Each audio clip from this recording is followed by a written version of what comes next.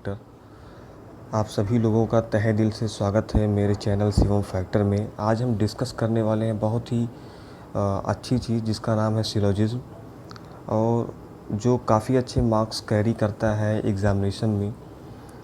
अक्सर देखा जाता है कि एग्ज़ाम्स में ये 5 से 10 नंबर तक के पूछे जाते हैं सवाल, ज़्यादातर 5 ही नंबर के पूछे जाते हैं कंपटीशन लेवल में।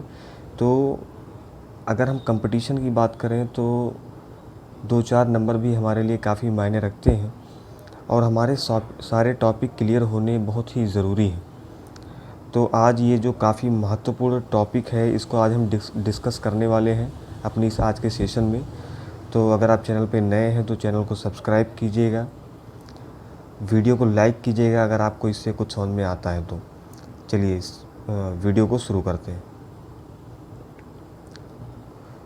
तो पहले समझ लेते हैं कि सिलोजिज्म है क्या।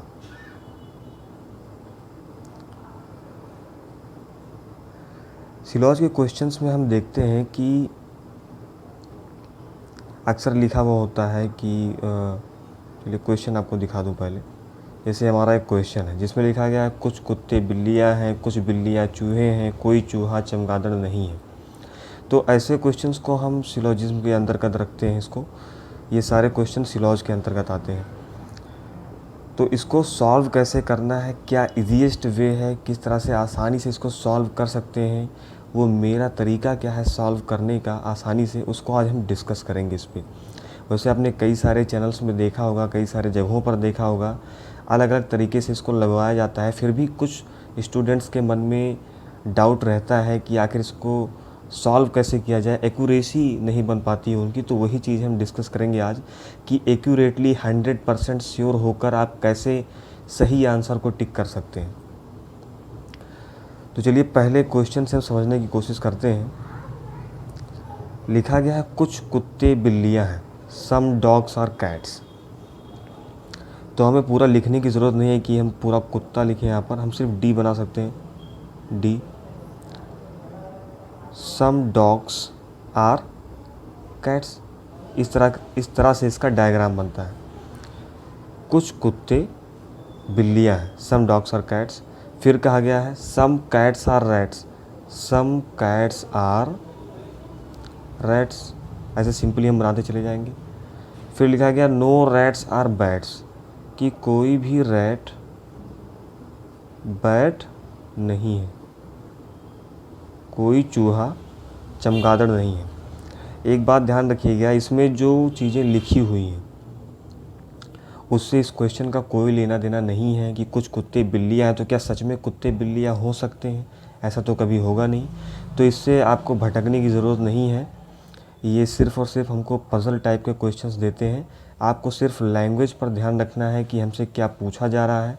आप सिर्फ और सिर्फ डायग्राम बनाएंगे और जो हमको कंक्लूज़न दिया रहता है सिर्फ उस पर हम चर्चा करेंगे, ठीक है।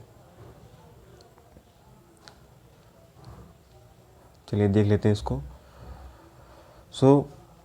हमने ये डायग्राम पूरा बना लिया अच्छे से। इसमें कहा गया है some dogs are cats, some cats are rats and no rats are bats. अब कंक्लूज़न पर चलते हैं। दिया गया कुछ कुत्ते चूहे हैं, means some dogs are cats. तो इसमें क्या कहा जा रहा है, कहा यह जा रहा है सम डॉग्स आर कैट्स, कुछ कुत्ते चूहे हैं, यानी ये हमेशा ही होने वाला है। ये चीज़ आपसे कही जा रही है कि ये कंडीशन हमेशा बनेगी कि कुछ कुत्ते चूहे हैं। तो क्या आपको लग रहा है डायग्राम से, आपको ये बात ध्यान रखनी है कि जो ऊपर जो हमको कथन दिया हुआ रहता है ये हमेशा ही इसको हमें सही मानना है। हम जो भी डायग्राम बनाएंगे, जो भी हमारा निष्कर्ष निकलेगा वो इस डायग्राम को गलत नहीं साबित कर सकता है, ठीक है। तो दिया गया है सम डॉग्स आर रैट्स, कुछ कुत्ते चूहे हैं। तो क्या ऐसा हमेशा होगा, ठीक है। इसमें पूछा गया है कुछ कुत्ते चूहे हैं, तो इसका मतलब ये कहा जा रहा है निष्कर्ष में कि ऐसा हमेशा ही होने वाला है कि कुछ कुत्ते चूहे हैं। तो हमें डायग्राम से तो नहीं लग रहा है ना, हमें डायग्राम में नहीं दिख रहा है कि हमेशा ही कुछ कुत्ते चूहे हैं, इनका होना ज़रूरी है। इसलिए पहला स्टेटमेंट हमारा हो जाता है गलत। सेकंड लिखा हुआ है कोई बिल्ली चूहा नहीं है, no cat is rat, no cat is rat, कोई बिल्ली चूहा नहीं है। तो अगर हम अपने डायग्राम को देखें जो हमने स्टेटमेंट देखकर बनाया हुआ है, तो इससे हमको साफ साफ दिख रहा है कि ऐसा हमेशा ही होगा कि कुछ बिल्लियाँ तो चूहा रहेंगी ही, है ना। सम कैट्स आर रैट्स, कुछ ना कुछ बिल्लियाँ तो हमेशा चूहा रहेंगी, क्योंकि हमारे स्टेटमेंट में दिया हुआ है। तो इसमें लिखा गया नो कैट इज़ रैट, मतलब कोई बिल्ली चूहा नहीं है, तो ऐसा कभी नहीं होने वाला, ठीक है। तो ये स्टेटमेंट भी हमारा गलत है। तीसरा स्टेटमेंट देख रहे हैं, कुछ कुत्ते के चमगादड़ होने की संभावना है। संभावना वर्ड इसमें जुड़ गया है, ये हमको ध्यान देने वाली बात है। यहाँ पर जब भी क्वेश्चन में अगर डायरेक्टली पूछा जाता है कुछ कुत्ते चूहे हैं, कोई कुत्ता चूहा नहीं है, कुछ बिल्ली चूहे हैं, मीन्स अगर डायरेक्ट लिखा हुआ है तो उसका मतलब है कि ऐसी चीज़ें हमेशा रहेंगी, ठीक है। अगर संभावना की बात की जा रही है तो संभावना का मतलब है कि एक बार अगर आप जो कहा जा रहा है, अगर एक बार आप इस तरह से डायग्राम बना ले जाते हैं, इस तरह से डायग्राम बन सकता है, तो आप इसको सही कर सकते हैं। चलिए समझते हैं। कुछ कुत्ते के चमगादड़ होने की संभावना है।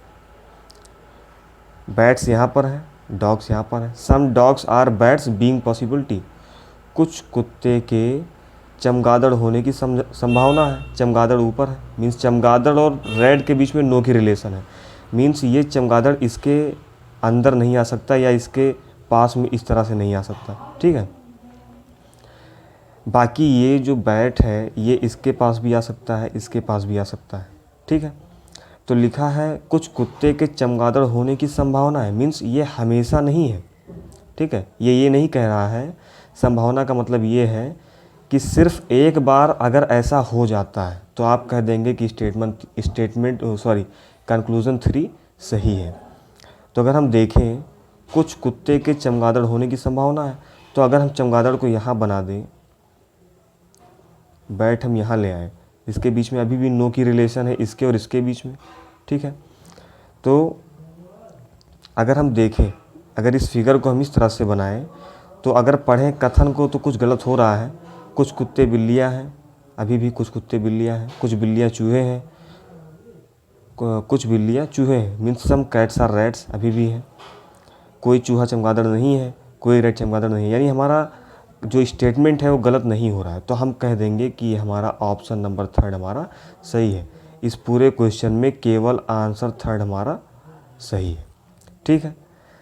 अगर संभावना की कंडीशन है तब हम ऐसा सही करेंगे, ठीक है। अगर संभावना नहीं लिखा होता क्वेश्चन में, सिर्फ लिखा होता कुछ कुत्ते चमगादड़ हैं, तो इसका मतलब है कि स्टेटमेंट में ही पहले से ये हमारा डायग्राम बन रहा है। तो स्टेटमेंट में तो ऐसा था नहीं हमारे पास, ठीक है। स्टेटमेंट में तो चमगादड़ हमारा अलग बना हुआ था, ठीक। अगर संभावना की बात है तो हम संभावना इसको दिखाएंगे यहाँ पर। चलिए नेक्स्ट क्वेश्चन देखते हैं।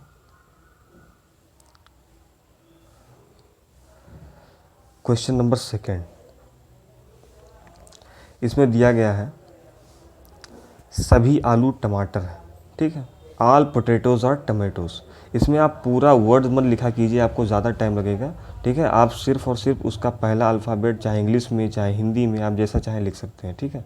यह आसान है और इससे टाइम ज़्यादा कंज्यूम नहीं होता। चलिए, ऑल पोटैटोज़ और tomatoes, all potatoes are tomatoes. अब इस तरह से बनाएंगे आल वाला डायग्राम, मीन्स सारे के सारे पोटैटो टोमेटो के अंदर आ गए।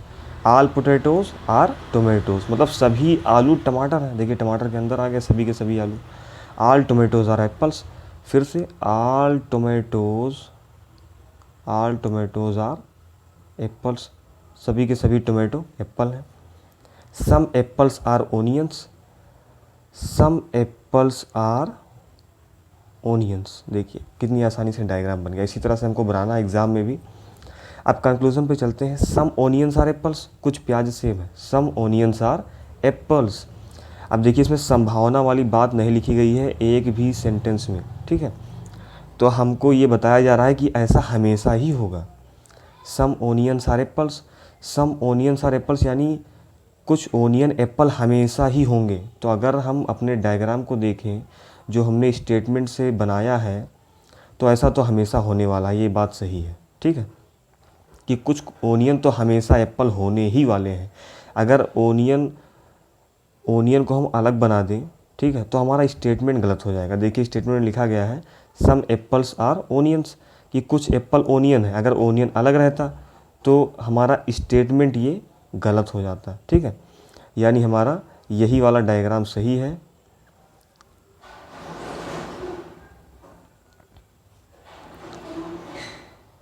तो इसमें क्या होगा, some onions are apples, some onions are apples, कुछ ओनियन हमेशा ही एप्पल होने वाले हैं, तो ये बात सही है, हमेशा ही होंगे, ठीक है। सम पोटैटोज आर ओनियंस, देखिए संभावना की बात नहीं है, यानी ये चीज़ें हमेशा ही कही जा रही हैं, ये चीज़ें हमेशा रहेंगी। Some potatoes are onions, some potatoes are onions. अब देखिए अगर डायग्राम हम देखें तो पोटैटो हमारा सर्कल यहाँ पर आ रहा है, पोटैटो सर्कल यहाँ है और ओनियन का सर्कल यहाँ है, सर्कल काफ़ी दूर दूर है। तो सम पोटैटोज आर ओनियंस, ऐसा हमेशा तो नहीं होगा, ठीक है, ऐसा हमेशा नहीं होने वाला कि सम पोटैटोज आर ओनियंस, कि कुछ पोटैटो हमेशा ही ओनियन हो, तो ऐसा हमेशा तो होने वाला नहीं है, तो ये स्टेटमेंट हमारा गलत हो गया। दूसरा देखेंगे, no potato is an onion, कोई पोटैटो ओनियन नहीं है, कोई पोटैटो ओनियन नहीं है। अब ऐसा भी हमेशा नहीं होने वाला है, ठीक है, कैसे कह सकते हैं, कुछ लोगों को लगेगा कि कोई पोटैटो ओनियन नहीं है तो ये तो हमारा सही हो गया, ऐसा नहीं करना है। आपको कहा जा रहा है, आपसे कहा जा रहा है कि कोई पोटैटो ओनियन नहीं है, ऐसा हमेशा होने वाला है, ठीक है। तो हमेशा क्यों हो सकता है, अगर ओनियन हम यहाँ बना दें, ओनियन हम यहाँ बना दें तो क्या हमारा स्टेटमेंट गलत हो रहा है। आल पोटैटोज आर टोमेटोज, अभी भी है। All tomatoes are apples, all tomatoes are apples, अभी भी है। सम एप्पल्स आर ओनियंस, और सम एप्पल्स, ये पूरा का पूरा एप्पल है, ठीक है, और सम एप्पल्स आर ओनियंस, अभी भी है। तो इससे कोई दिक्कत तो है नहीं, ठीक है, स्टेटमेंट हमारा गलत भी नहीं हो रहा है, और ये हमारा बन गया कि कुछ ओनियन जो है पोटैटो हो गए। तो अब यहाँ पर क्या कंडीशन निकल के आ रही है कि सम पोटैटोज आर ओनियंस, ऐसा हमेशा तो होने वाला नहीं है कि हमेशा ही सम पोटैटो ओनियन हो, ठीक है। पहला डायग्राम हमारा इस तरह से बन रहा था, यानी हमेशा नहीं होने वाला। No potato is an onion, कोई पोटैटो ओनियन नहीं है, तो ये भी हमेशा नहीं होने वाला। हम ओनियन को पोटैटो के साथ ले जा सकते हैं, ठीक है। तो ओवरऑल हम क्या देखते हैं कि हमको दोनों के बीच में या की रिलेशन दिख रही है, ठीक है, और की। सेकंड और थर्ड में हमको और की रिलेशन दिख रही है, यानी या तो ये सही होगा या तो यही सही होगा। एक साथ दोनों तो सही कर नहीं पाएंगे, ठीक है, समझिएगा बात को, एक साथ दोनों हम सही नहीं कर पाएंगे। अगर इस तरह से हम करेंगे तो ओनियन पोटैटो दूर नहीं होगा, ठीक है, और अगर इस तरह से करेंगे तो ओनियन पोटैटो कभी पास में नहीं जाएगा, ठीक। तो हम और की रिलेशन रखेंगे इन दोनों के बीच में, तो हमारा कौन सा ऑप्शन सही होगा। इफ़ ओनली फर्स्ट फॉलोज, ये तो होगा नहीं। If only second and third follows, यदि केवल 2 और 3 अनुसरण करता है, केवल 2 और 3, तो ये भी नहीं होगा। इफ़ ओनली फर्स्ट, तो जी हाँ फर्स्ट फॉलो करता है।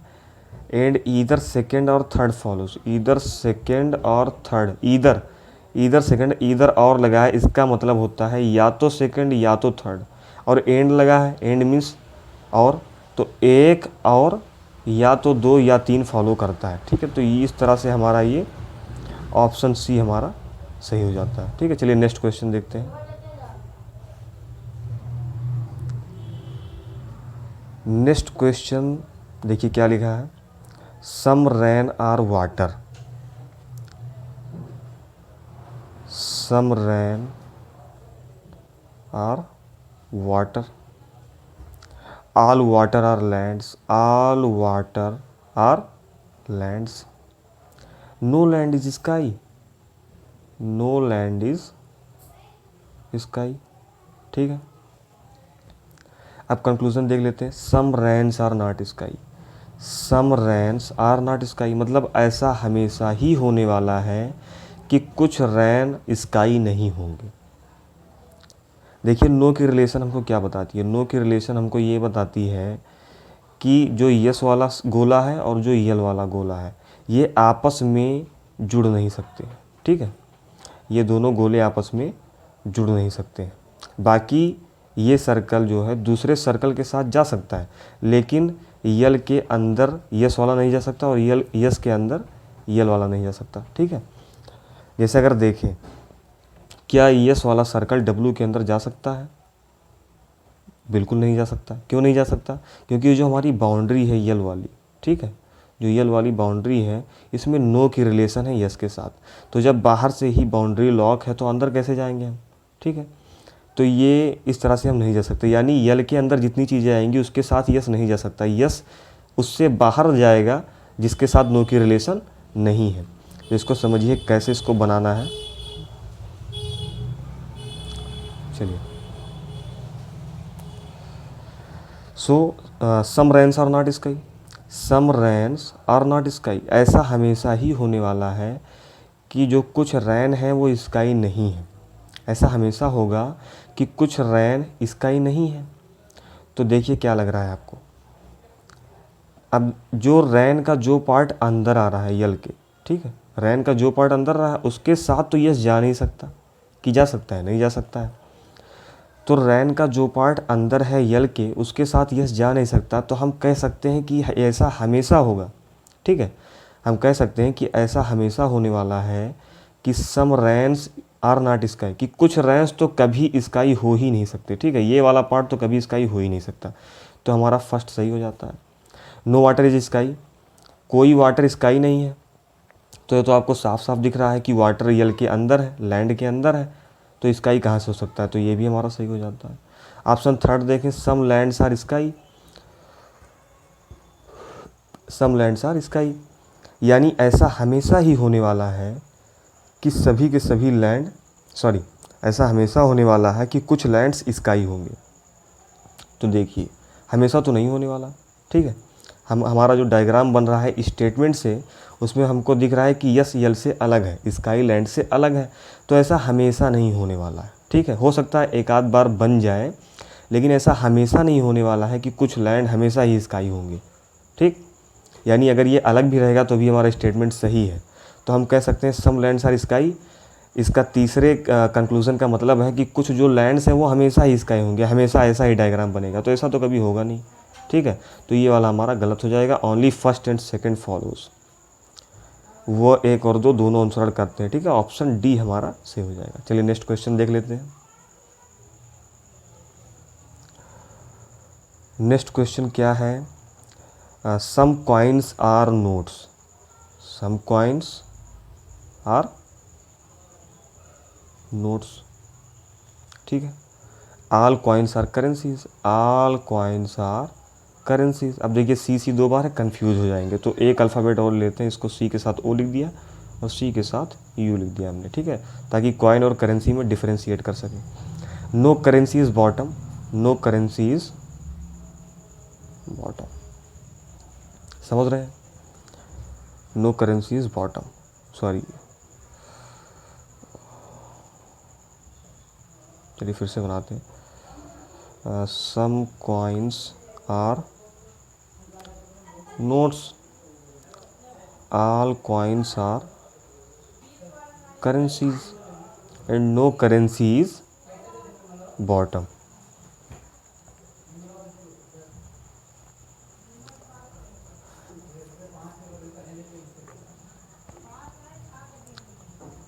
सो चलिए कंक्लूज़न इसका देख लेते हैं। कंक्लूज़न क्या है? All notes are currencies, all notes are currency. देखिए इसमें पॉसिबिलिटी नहीं लिखी हुई है, ठीक है, संभावना नहीं दिखाया जा रहा है, इसलिए ये कहा जा रहा है कि सभी नोट हमेशा ही करेंसी होंगे। तो स्टेटमेंट से आपका डायग्राम इस तरह बन रहा है, कहा जा रहा है सभी नोट हमेशा करेंसी होंगे।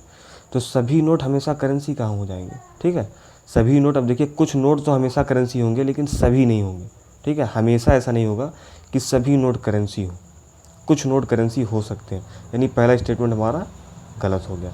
सभी नोट करेंसी का मतलब ये है कि यन हमारा पूरा का पूरा अंदर चला जाए इसके, तो ऐसा हमेशा नहीं होने वाला है, ठीक है। All notes are currencies,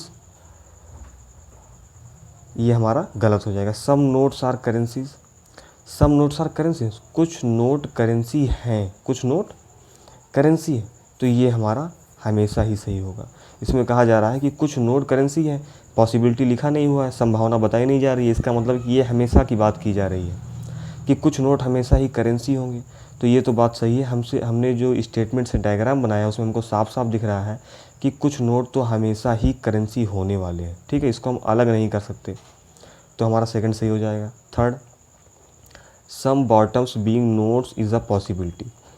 some bottoms being notes is a possibility, कुछ बॉटम के नोट होने की संभावना है। संभावना शब्द जुड़ गया, मीन्स अगर ऐसा एक भी बार हो जाता है कि बॉटम नोट में अगर चला जाता है एक भी बार, तो हम कह देंगे ऑप्शन 3 सही है। इसमें डायरेक्ट नहीं लिखा गया है कि सम बॉटम्स आर नोट्स, कि कुछ बॉटम हमेशा ही नोट होंगे, ठीक है, ऐसा नहीं कहा जा रहा है कि कुछ बॉटम हमेशा ही नोट्स होंगे, बल्कि इसमें ये कहा जा रहा है कि कुछ बॉटम के नोट होने की संभावना है। मीन्स अगर एक बार भी हम ये कह दें कि कुछ बॉटम अगर नोट बन जाए, ठीक है, अगर इस तरह से डायग्राम हम बनाएं तो हमारा स्टेटमेंट भी गलत नहीं हो रहा है, ठीक है, स्टेटमेंट हमारा गलत नहीं हो रहा है, और ये भी हमारा सही हो जाएगा कि some bottom being not is a possibility, कि कुछ जो बॉटम है वो नोट हो सकते हैं। यानी हमारा ऑप्शन सेकंड और ऑप्शन थर्ड सही हो जाता है। तो इसमें कौन सा हमारा सही होगा? Only second and third follows, ठीक है, ऑप्शन ए हमारा सही हो जाएगा। सो फ्रेंड्स, आज के क्वेश्चंस के लिए बस इतना ही। सो दोस्तों, आज के सेशन में बस इतना ही। नेक्स्ट और जो क्वेश्चंस होंगे सिलॉज से रिलेटेड वो हम नेक्स्ट वीडियो में डिस्कस करेंगे। अगर आपकी भी कुछ सिलॉज से रिलेटेड कुछ क्वेश्चंस हैं तो आप मुझे कमेंट बॉक्स में कमेंट कर सकते हैं, उसका मैं कोशिश करूँगा आंसर देने का।